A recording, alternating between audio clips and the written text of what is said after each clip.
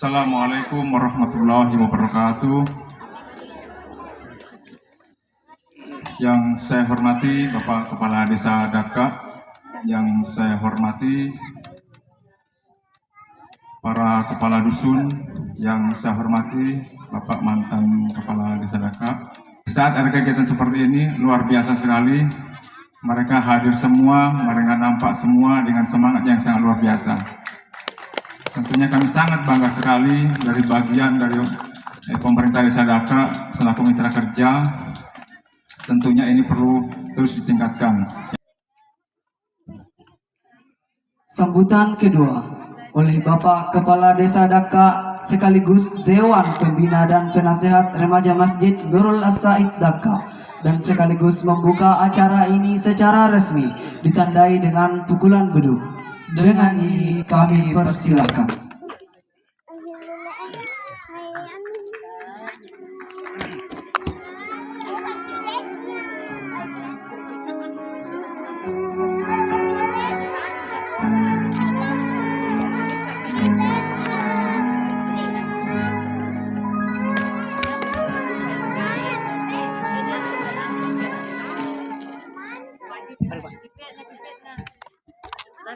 Bismillahirrahmanirrahim.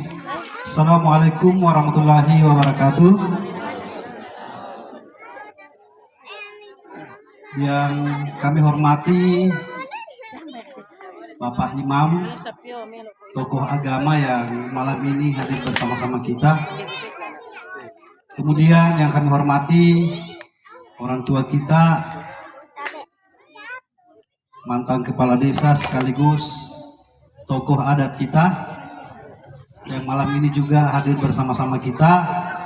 Kemudian yang kami hormati Bapak mantan kepala desa juga, Pak Supri, yang saat ini digantikan oleh anaknya sendiri dan beliau sudah berkantor di kecamatan. Kemudian yang kami hormati Bapak Abdul Ustaz Anas yang senantiasa selalu memberikan bimbingan kepada anak-anak remaja, terutama dalam hal pengembangan ilmu-ilmu keagamaan. Kemudian yang kami hormati Bapak Babing Kantipmas, yang tadi kalau kita dengarkan sambutannya, ternyata beliau tidak hanya membina masyarakat dalam hal ketertiban keamanan desa kita ini, tetapi juga beliau langsung turun tangan kalau ada masyarakat kita yang sakit. Ternyata beliau juga ini ahlinya. Tepuk tangan dulu. Kemudian yang kami hormati ini Bapak para kepala dusun yang alhamdulillah hari ini hadir bersama-sama kita. Ada kepala dusun 1, kepala dusun 2, dusun 4, mungkin dusun 3 di mana Pak? Dusun 3. Ya, alhamdulillah tentu kita merasa berbangga karena kepala-kepala kewilayahan juga turut hadir memberikan support kepada kita semua, dan mudah-mudahan acara malam ini berjalan sesuai dengan harapan kita semua. Kemudian yang juga kami hormati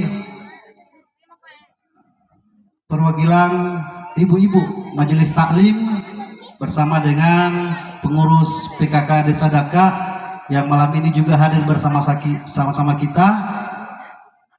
Tentu kehadirannya memberikan semangat dan semangat tersendiri. Kemudian ini masih banyak tokoh-tokoh masyarakat, tokoh agama yang mungkin tidak sempat saya sebutkan satu persatu, dan tentu terkhusus untuk adik-adik panitia remaja Masjid Nurul As-Said Desa Daka, ya, saya ucapkan penghormatan yang setinggi-tingginya karena melaksanakan kegiatan seperti ini. Tadi sudah kita mendengarkan bahwa tidak mudah melaksanakan seperti ini.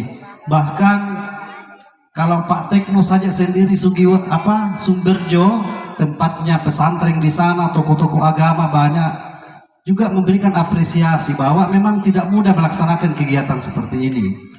Termasuk mungkin kalau di Kecamatan Tapango ini ya hanya ada beberapa desa. Oleh karena itu sekali lagi saya ucapkan terima kasih banyak kepada anak-anakku semua, panitia yang sudah meluangkan segala tenaga, pikiran, dan materinya sehingga alhamdulillah tibalah kita di malam pembukaan malam ini.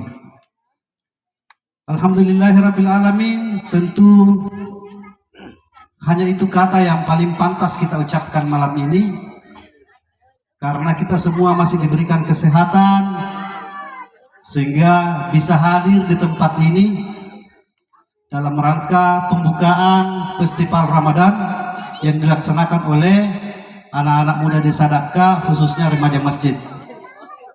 Begitupun salam dan taslim kita kirimkan kepada junjungan Nabi besar Muhammad Sallallahu Alaihi Wasallam, Nabi yang sesungguhnya kita peringati malam ini nuzul Quran, di mana kita ketahui bersama bahwa nuzul Quran ini adalah proses turunnya Al-Quran pertama kali yang diwahyukan kepada Muhammad Sallallahu Alaihi Wasallam ketika Nabi menenangkan diri di Gua Hira. Kemudian turunlah ayat Al-Quran yang pertama, yaitu Iqra. Iqra bismi rabbikal ladzi khalaq, khalaqal insana min 'alaq. Iqra wa rabbukal akram alladzi 'allama bil qalam. Jadi ayat 1 sampai ayat 5 yang kemudian turun pertama kali di Gua Hira disampaikan kepada Rasulullah. Inilah juga awal yang menandai bahwa Muhammad sebagai Rasulullah Sallallahu Alaihi Wasallam. Jadi inilah yang kita peringati, yaitu nuzul Quran yang terjadi pada malam 17 Ramadan. Oleh karena itu, tentu kegiatan seperti ini sangat penting untuk terus-menerus kita lakukan. Supaya apa? Dari zaman ke zaman tidak terputus, sehingga seperti kita sekarang ini. Bayangkan coba, kalau dulu tidak ada yang melaksanakan kegiatan-kegiatan seperti ini, tentu kita tidak tahu bahwa ternyata nuzul Quran itu pertama kali Rasulullah diturunkan Al-Quran itu pada bulan Ramadan. Sehingga inilah pentingnya, selain kita mengingat sejarah, ya juga tentu kita berharap bahwa semangat dari turunnya Al-Quran ini mampu kita aplikasikan dalam kehidupan kita sehari-hari. Sebagaimana kita ketahui bersama bahwa Al-Quran diturunkan ini untuk menyempurnakan akhlak manusia. Jadi Islam turun itu tidak bisa juga dilepaskan dari pemerintahan. Karena pemerintahan itu sendiri lahir dari konsep-konsep para ulama. Dan tentu kita semua tahu bersama bahwa bicara Islam di Indonesia ini tidak bisa dilepaskan dengan pemerintahan. Kenapa? Karena lahirnya Indonesia, proklamator bangsa Indonesia itu tidak lepas dari ulama-ulama yang ikut mendesain ini, sehingga kemerdekaan itu kita bisa wujudkan. Dan tentu bicara tentang malam Lailatul Qadar, tentu ini sangat erat hubungannya dengan kemerdekaan bangsa kita. Kenapa? Karena ingat, proklamasi pertama kali dibacakan itu adalah tanggal 17 dan juga di bulan Ramadan. Oleh karena itu sekali lagi Soekarno, kalau kita mengulas kembali sejarah bahwa berdirinya bangsa Indonesia ini tidak lepas dari berkah daripada Ramadan, dan juga sesuai dengan tanggal 17 Ramadan. Kalau kita membaca buku-bukunya bahwa ternyata Soekarno satu hari sebelum masuk bulan puasa, bangsa Indonesia sudah membentuk panitia PPKI, dibentuk panitia yang akan mendesain Indonesia ini merdeka. Karena pada waktu itu kita dikuasai dan dijajah oleh, setelah Belanda 3,5 abad, kemudian tahun 42 digantikan oleh Jepang. Nah, ketika masa itulah Jepang pada tahun 1945 terjadi perang di luar. Jadi situasi di luar bangsa kita ini dipengaruhi. Jadi terjadi perang di luar antar sekutu Jepang, dan pada tanggal 6 Ramadan 2 Ramadan Jepang, negara Jepang hancur yang kita kenal kalau di Perang Dunia Kedua itu meledaknya bom Hiroshima dan Nagasaki yang meluluhlantahkan negara Jepang yang pada saat itu menguasai bangsa kita. Sehingga pada 6 Ramadan kemudian mereka menyatakan menyerah dan meninggalkan bangsa Indonesia. Tetapi tidak semudah itu juga. Proklamator, tokoh-tokoh agama pada waktu itu di bangsa kita ini langsung kemudian memproklamasikan kemerdekaan penuh dengan situasi yang genting. Kalau kita lihat sejarahnya, bagaimana peran anak-anak muda dalam memperjuangkan dan memerdekakan bangsa ini itu luar biasa. Ketika 6 Ramadan Jepang sudah harus bertekuk lutut karena negaranya hancur, mereka harus keluar dari Indonesia, maka anak-anak muda Indonesia ini memaksa Pak Karno, Bung Karno. Bahkan ada peristiwa Rengas Dengklok. Jadi anak-anak muda, tokoh-tokoh muda menculik ini Soekarno dengan Pak Hatta, membawa ke Rengas Dengklok, memaksa bahwa kita harus menyatakan segera kemerdekaan setelah Jepang terluluhlantahkan oleh bom Hiroshima dan Nagasaki. Terjadi perdebatan dan pada akhirnya Soekarno memilih tanggal 17 kita bacakan proklamasi, dan alhamdulillah inilah nikmatnya yang kita rasakan sekarang. Oleh karena itu sekali lagi ketika kita bicara tentang Lailatul Qadar, nuzul Quran juga tidak bisa dilepaskan dari sejarah perjalanan bangsa kita ini. Bahkan Soekarno berani membacakan proklamasi itu karena banyaknya masukan-masukan, meminta masukan-masukan dari para tokoh-tokoh ulama. Seperti kita ketahui bersama, Kiai Hashim Asy'ari, pendiri NU, beliaulah yang menyampaikan ke Pak Karno bahwa jangan takut memproklamasikan. Sekalipun kita sudah merdeka, penjajahan masih terus ada. Dan itulah yang disebut dengan agresi militer. Jadi tidak mudah kita berebut kemerdekaan, sehingga tentu kita sangat berbangga anak-anak muda kita ini mengisi kemerdekaan dengan hal-hal yang luar biasa seperti ini. Jadi selain misalnya ini adalah kalau kita bicara konsep agama ya memang inilah yang harus kita lakukan. Kenapa? Karena Al-Quran itu, kenapa perlu kita peringati? Karena Al-Quran adalah sumber ilmu, segala ilmu yang ada di dunia. Jadi sumber ilmu, segala ilmu, sehingga kemuliaan Al-Quran, mushaf Al-Quran ini adalah keajaiban yang mampu mendesain seluruh dunia ini, sehingga seperti ini kita rasakan sekarang. Bayangkan coba kalau tidak ada Al-Quran, kita tidak tahu mana yang baik, mana yang buruk. Bagaimana zaman jahiliyah orang-orang Arab pada waktu itu hidupnya karena tidak ada aturan, tidak ada pemerintahan yang mengatur, akhirnya semau-maunya saja masyarakat. Mau minum, mau mabuk, mau memukul orang, mau membunuh orang seenaknya. Sehingga turunlah Islam untuk memperbaiki kehidupan ini. Oleh karena itu antara agama dan negara ini tidak bisa kita pisahkan.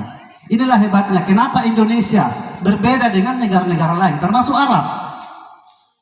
Karena kalau di Indonesia ulama-ulama kita mengkombinasi bagaimana relasi agama dan negara ini dalam menciptakan konsep bernegara. Dua hal ini, nasionalisme dan agama, ini tidak bisa dipisahkan. Tidak sempurna agama seseorang ketika dia mau mengacau Indonesia. Kira-kira bahasanya seperti itu. Begitupun sebaliknya, tidak sempurna juga nasionalisme seseorang kalau tidak ada agamanya. Sehingga sekali lagi, ya kita sangat bersyukur antara Islam dan negara ini harus selalu kita pikirkan. Jadi kalau ulama kita di kalangan NU selalu mengingatkan kepada kita hubbul watan minal iman, bahwa mencintai negara sebahagian dari iman, bahwa semangat inilah yang kemudian dijadikan oleh tokoh-tokoh ulama NU disampaikan kepada pesantren-pesantren untuk ikut berjuang melawan penjajah pada waktu itu. Karena semangat-semangat seperti ini. Begitupun dengan apa yang kita lakukan, anak-anak muda kita ini, bahwa apa yang kita lakukan ini adalah bahagian dari bentuk kecintaan kita kepada agama dan desa. Kenapa? Karena ya seperti yang tadi disampaikan, bahwa ya tidak semua desa mampu melakukan hal yang kita lakukan ini.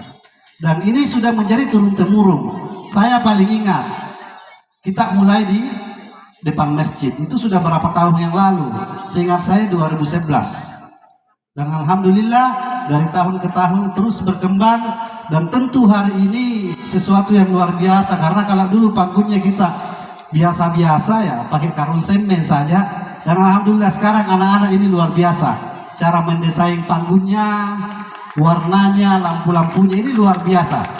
Oleh karena itu saya juga selalu optimis bahwa dengan kegiatan-kegiatan seperti ini akan mencerminkan desa kita, mencerminkan masyarakat kita bahwa oh masyarakat Daka itu masyarakat yang religius. Marilah kita bersama-sama membuka festival Ramadan ini dengan mengajak kepada seluruh orang tuaku untuk maju ke depan, kita sama-sama melakukan pemukulan beduk, termasuk kepala dusun. Ayo kita ke depan, Pak Imam, Pak Sekdes, Pak Babin, kita sama-sama naik sekaligus pengambilan gambar untuk membuka acara ini. Dengan mengucapkan Bismillahirrahmanirrahim, pembukaan festival Ramadan yang dilaksanakan oleh remaja Masjid Nurul As-Said Desa Daka dibuka dengan resmi.